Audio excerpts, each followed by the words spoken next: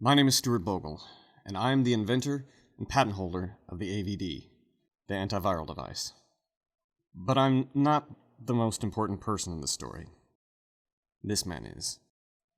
This is my friend Ken, and he's the reason why I created the AVD. In 2009, he was diagnosed with pancreatic cancer.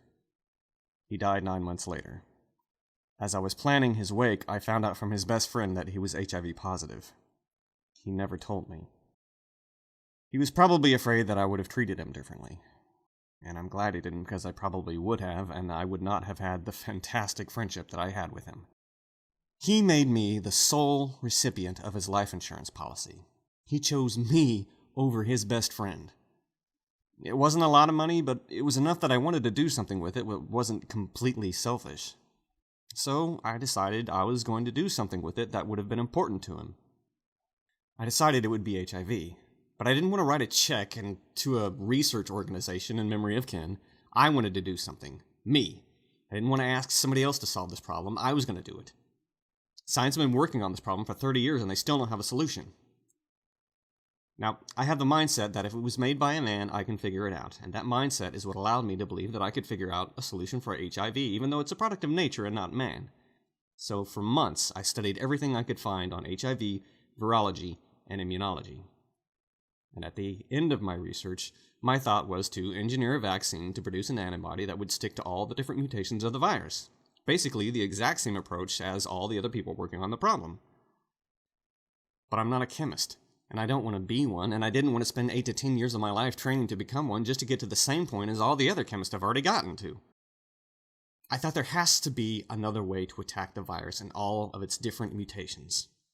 So I went back looking for something that all the different mutations of the virus shared. One number kept popping up. 120. The size of the virus in nanometers. Even though the chemistry of the outer structure is different throughout all the different mutations of the virus, its size stays the same. I thought there had to be a way to exploit that. Then at some point, as I was thinking about the size of the virus and how it propagates through the bloodstream, I thought, if only we could just reach in there and crush the little sons of bitches. And then I thought, wait a minute, we can. We have nanotechnology. And that was the beginning of the AVD. Use nanostructures to trap, crack, and release the broken variants back into the blood. No chemistry needed. As I was designing the nanostructures, I realized that they would not only be able to treat HIV, but any virus that was in the bloodstream and could fit into the nanostructures.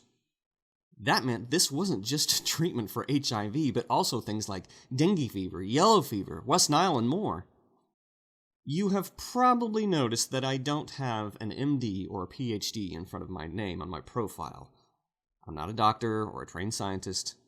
I dropped out of college twice. I was going to be a theater major with a minor in graphic arts. I've spent most of my career as a graphic artist. By now, I'm sure you're thinking, if you're not thinking it, you should be.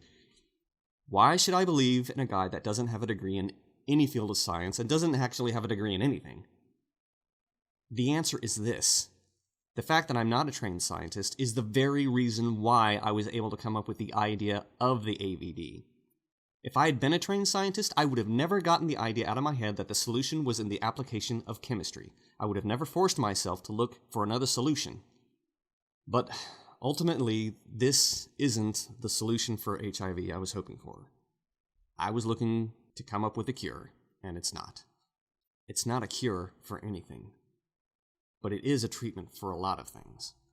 And because it doesn't rely on chemistry, it can be a treatment for things we haven't even encountered yet.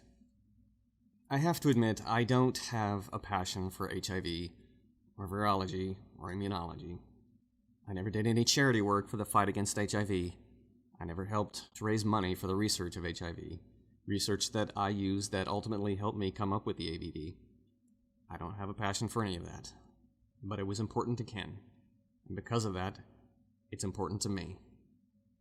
I hope any investors that have gotten this far into the video will look at my executive summary, but more importantly, my business plan. It has far more important information in it, and it's not very long, so it won't take much of your time to read it. Thank you for watching.